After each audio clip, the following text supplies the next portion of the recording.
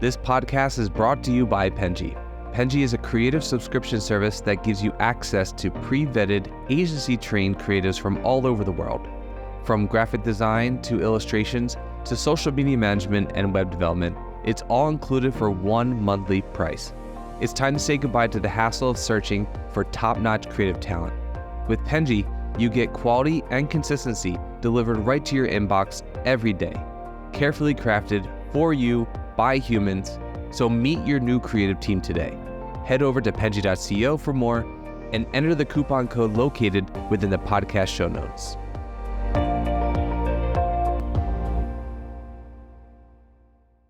Hello, everyone, and welcome to the Fully Managed Podcast. Thank you so much for joining me. Thank you so much, Matt, for joining me. Of course. Nice to be here.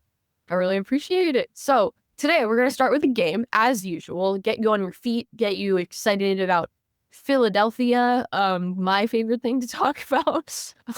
So we're going to start with our rapid fire Philly questions. So this is not a quiz. You cannot get anything wrong unless you give a really bad recommendation and I go there and I'm really mad at you for it. But other than that, this is not a quiz.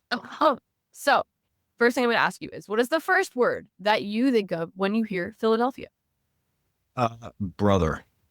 Brother. That's fair. The city of brotherly love. Even though it is founded on a farce. Fun fact. Like the entire story historically of like brotherly love. But anyway, I still think there's brotherly love and camaraderie here, regardless of the foundation of propaganda that was fed to the area of what brotherly love means.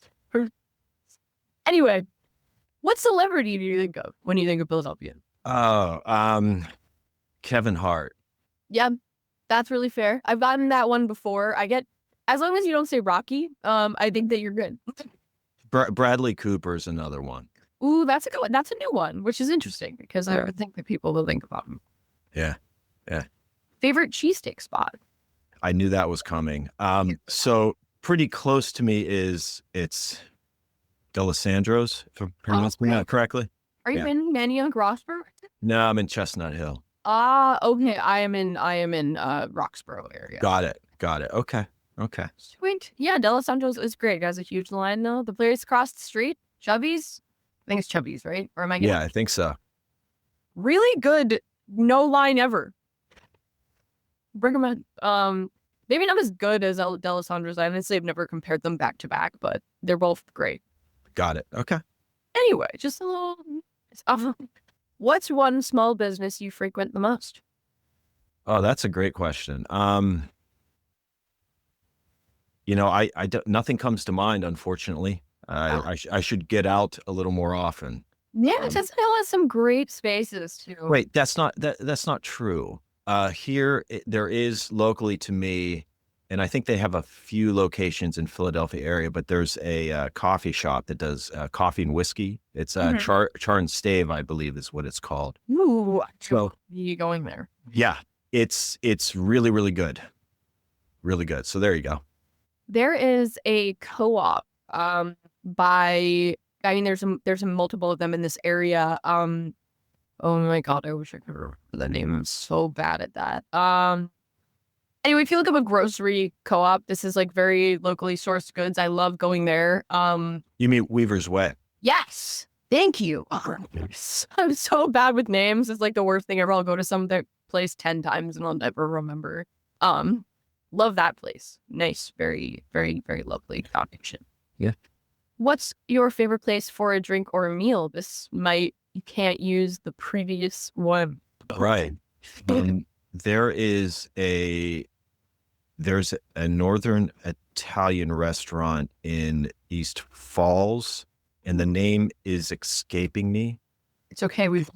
Fiorino's. I think that's it. Fiorino's. I think that's it. Yes. I could be botching that, but it is very, very good. Ooh, okay.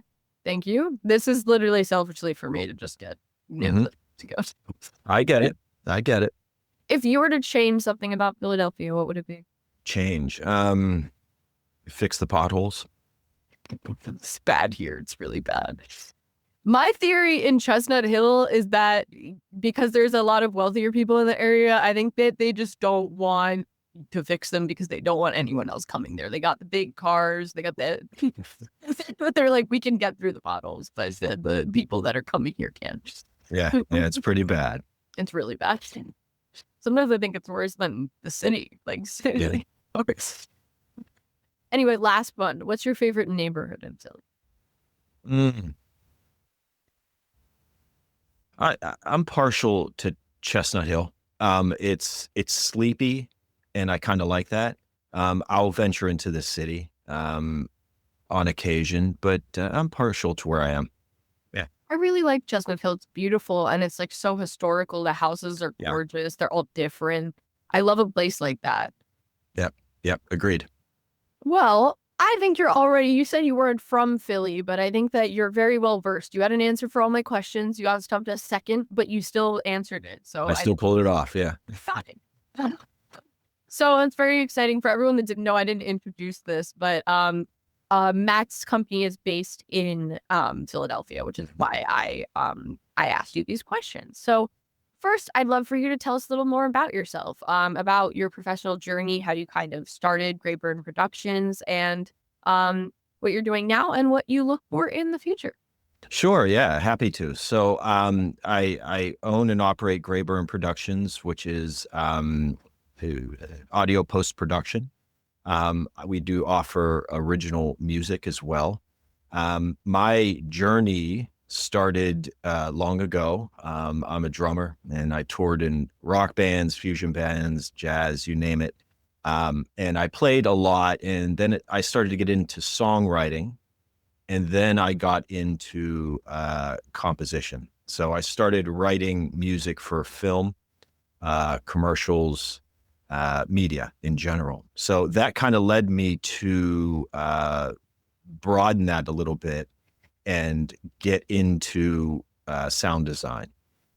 So, including sound effects, ambiances, Foley, etc., for production, for media. So I kind of built out Greyburn to kind of house everything. So we do original music and sound design for media. And one of the areas we're really pushing into is podcasts, doing audio post-production for podcasts.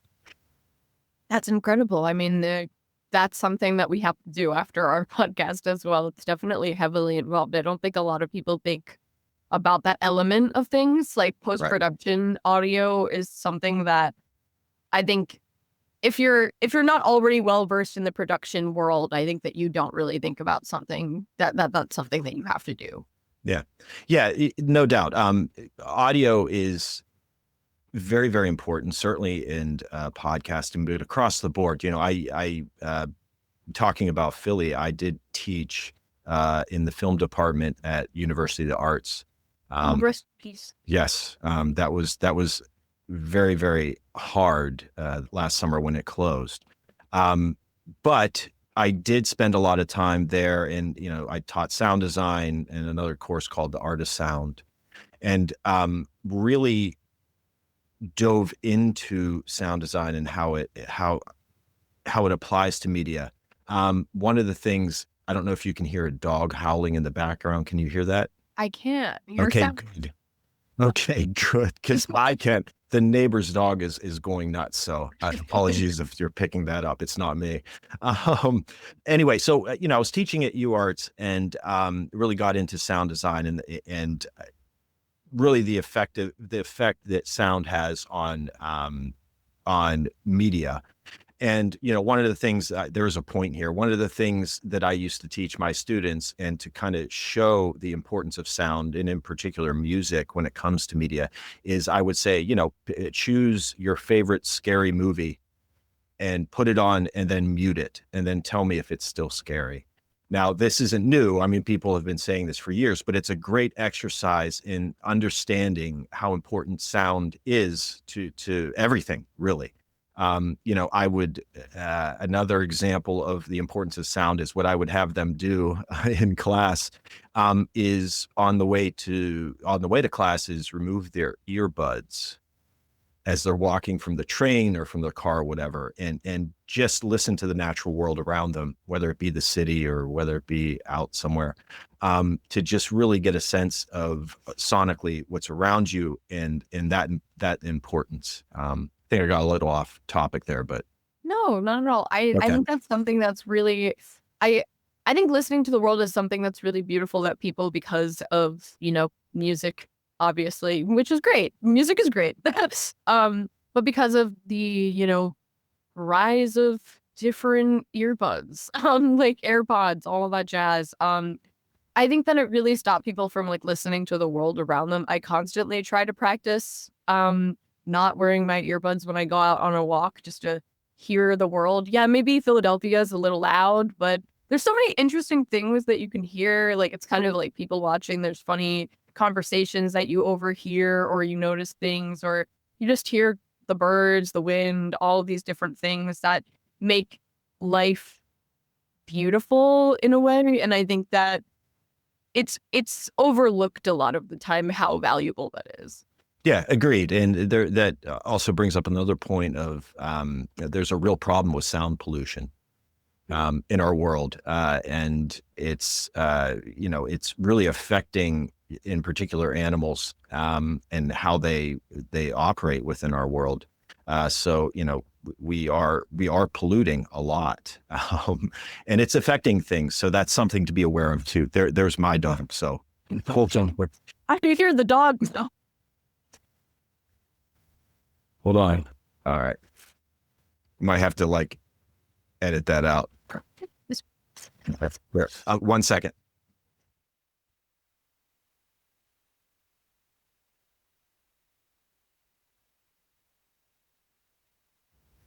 Okay, I think he's done. Sorry about that. So sound pollution is a problem, and it's something to be aware of for sure. Yeah, I definitely agree. I think that so your podcast demo that you had on your website for The Vanishing Quiet, I thought that was really interesting too, as talking on the subject of sound pollution, is the idea of quiet being implemented into like, I think that people don't think a lot about the element of serenity and very like the fact that sound still goes into creating that kind of ambiance, regardless of whether you think that it's completely like this is silence or that is still an element of audio. Yeah, that's a good point. And when you're dealing, if you take music for example, well, sound as well, sound design, and you're scoring a film, or you're doing the sound for a film, for example, silence and it can play such a huge role in the overall finished project, or product rather. So leaving room for silence is very, very important when you're dealing with podcasts or media as a whole. It's very important. Point taken. Yeah.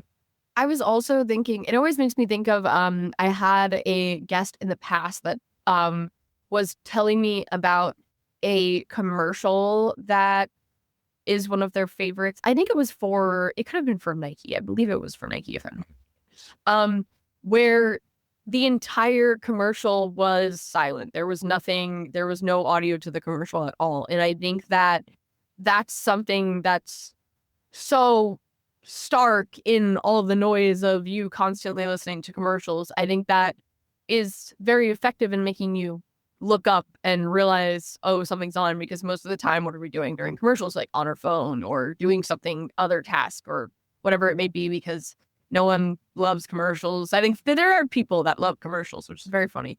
But I think that something like that, I think that sound or lack of sound is very effective in making you pay attention to something, even something that you wouldn't normally want to pay attention to, like a commercial. Yeah, 100%. That lack of sound can get your attention. That's used in horror films all the time. Bringing it down to almost nothing can really. And then when a scare happens, it's more impactful. And you mentioned Nike. They have been for many, many years at the forefront of emotional advertising. They've just really had some incredible advertising moments. One of which was featuring Colin Kaepernick.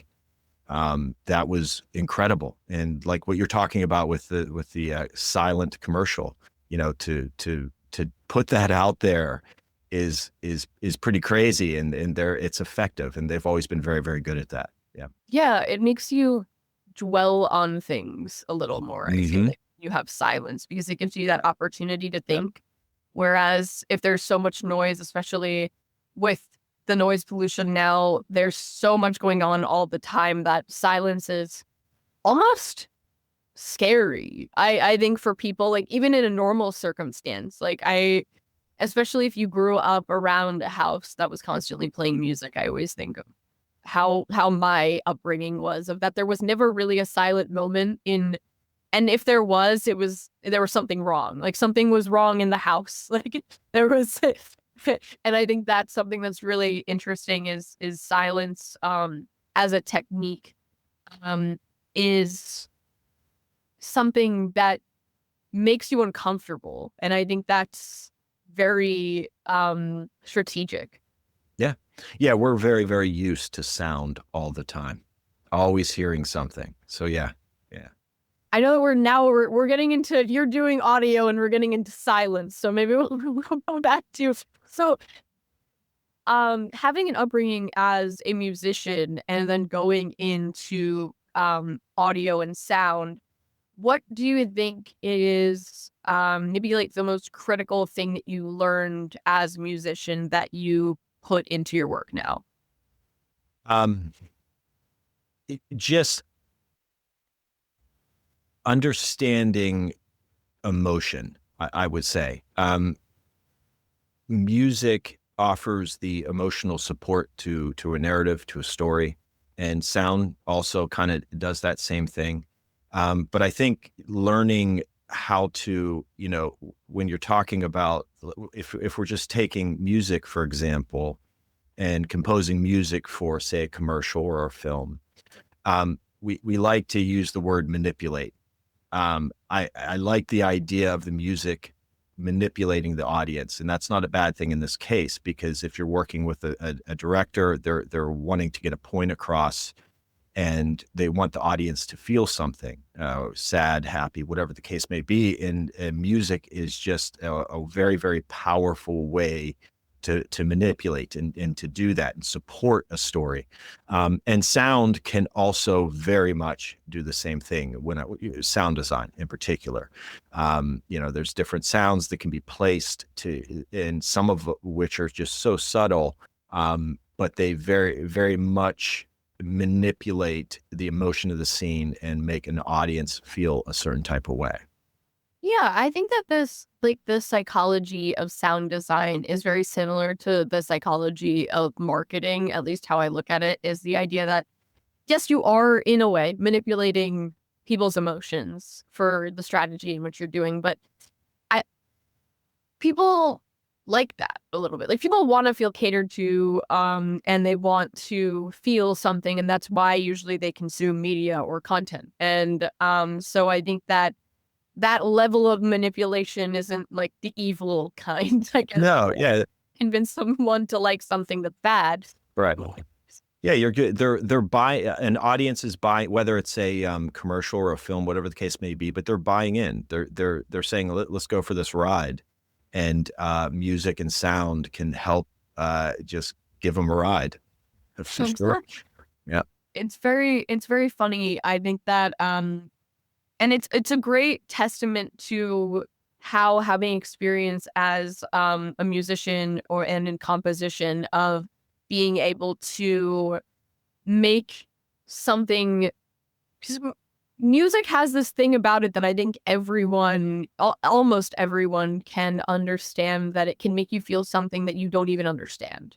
Like you can feel a song can make you feel any kind of emotion when it comes to like nostalgia or sadness or happiness. And with a movie or a level of visual media, I think that it's it's almost underappreciated in the way in which it is effective in furthering your connection to what that is. And I think that you put it perfectly earlier about how if you listen to something completely without the audio off, with the just completely silent, then it's not, it doesn't convey the same amount of emotion that it would without. Yeah, yeah, agreed. I think to your point that it's not appreciated or noticed as much. One of the most underappreciated jobs out there, I would argue, is now it escapes me. The person who places songs in films. Oh, this is embarrassing. I forget the title. It's totally escaping me. I'm having a brain fart day. Yeah, totally. Anyway, I'm sure it'll come to me. This is embarrassing. However, this person chooses songs that already exist and puts them in film, and for the impact that it makes. And I think that is an art unto itself. That it goes underappreciated. No, it really is, because if you think about it, you notice when someone's bad at that. You may not notice, you may not give it enough credit when it's well done, but I think that when it's horribly done, you really notice how bad it is and how much it does matter. Yeah.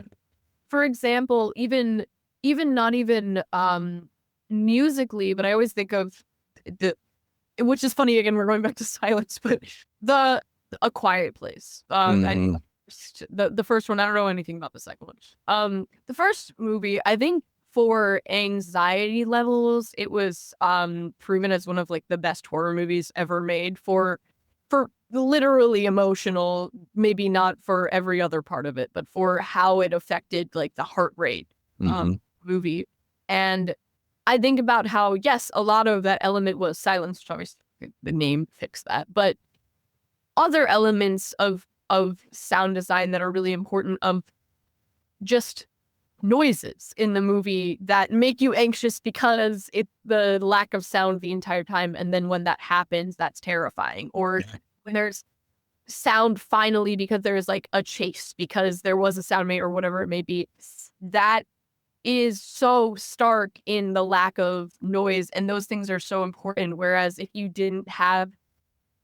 had a different person doing that, and maybe they added different musical elements to the movie, maybe it wouldn't have made that difference that they were trying to do with the creation of it.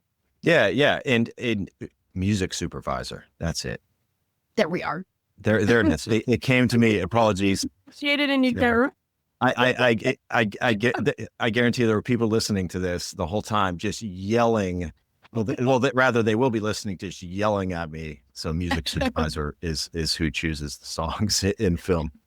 So I feel better now. I redeem myself at least a little bit. So Thank you, Virginia. It's very funny. Honestly, it's kind of ironic to be. This is underappreciated, but I have no idea what it is. So outside of what you do, I'm so curious, because I think that maybe this comes up a lot, or maybe it doesn't come up at all.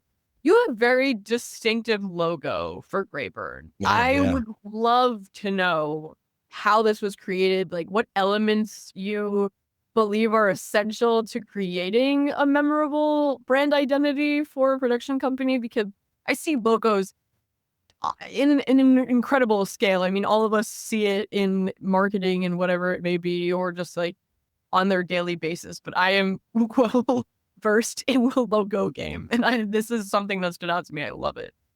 Okay, yeah. I mean, so there is a story behind that logo. Greyburn is actually a character that I came up with when writing some music.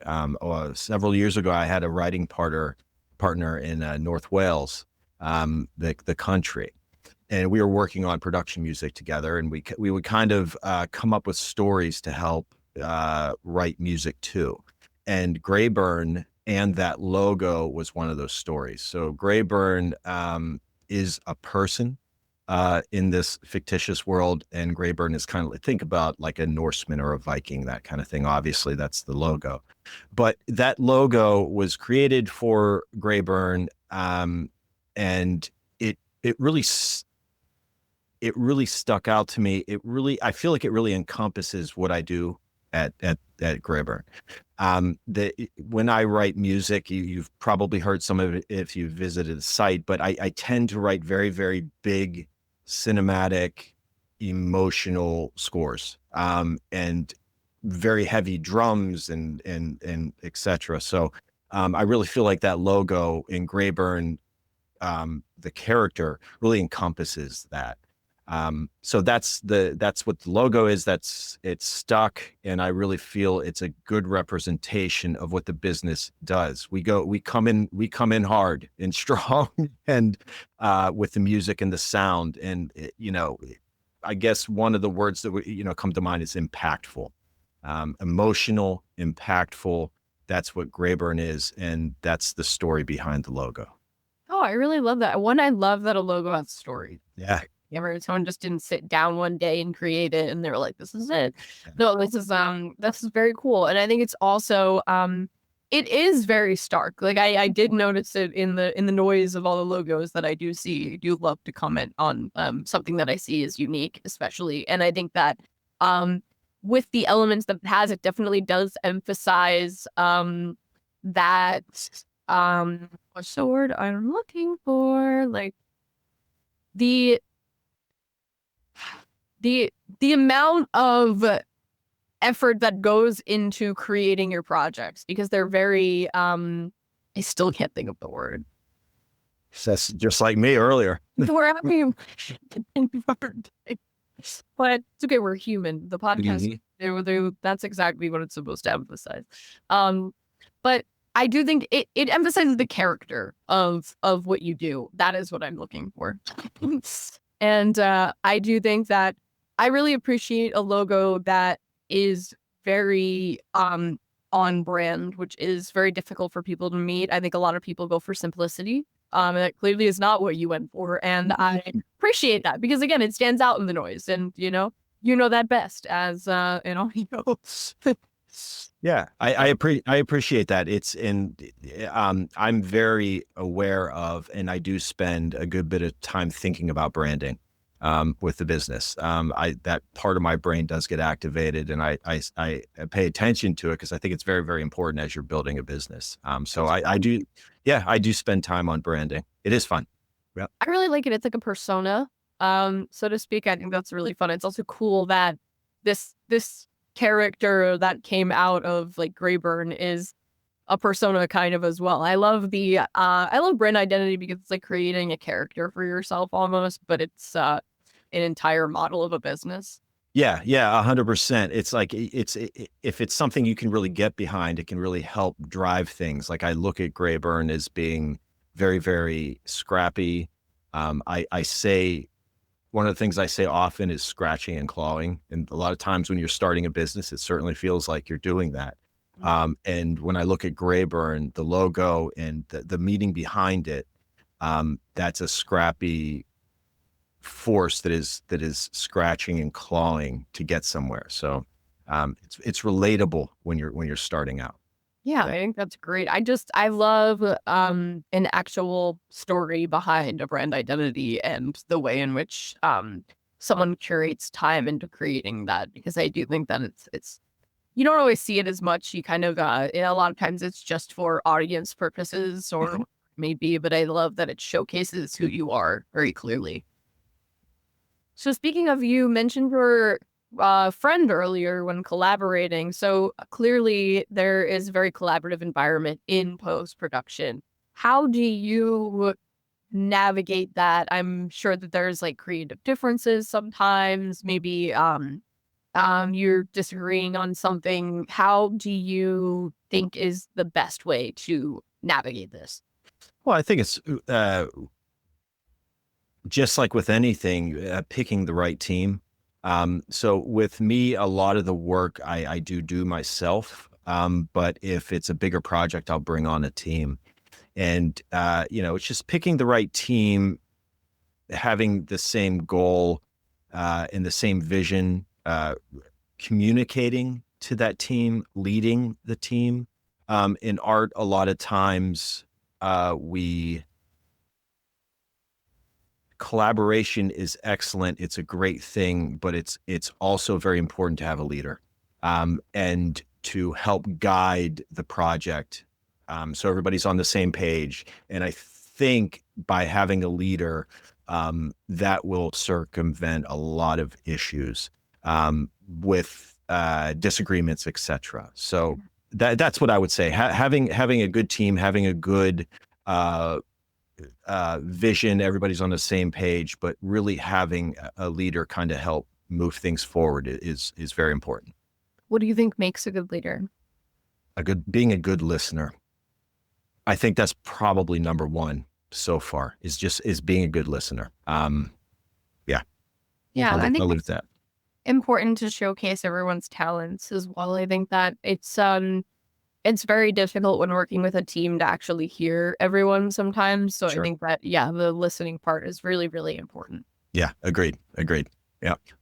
Well, we are perfectly at time right now, so I'm going to end it here. But I think that this was an absolutely really enjoyable time to get to learn about Greyburn Productions. I really appreciate I don't get to, I talked to you about this earlier, and I don't get to talk to people in production very often. And I love learning on the podcast, selfishly, one of my favorite elements of it. So thank you so much. Yeah, I appreciate it. And thanks for having me. This was a lot of fun. Thank you. Thank you. And thank you everyone for listening or watching. We'd be nothing without you. So I hope that you get to check out Greyburn Productions and get to check out our other podcasts to learn more like I get to every time. Thank you so much and have a lovely day. You've been listening to Fully Managed, brought to you by Penji. Check out the show notes to learn more about today's guest, and to learn more about Penji, the human-first creative subscription service, head over to penji.co. And by the way, if you're still listening, it would mean the absolute world to us if you were to share this podcast with a friend, and of course, subscribe.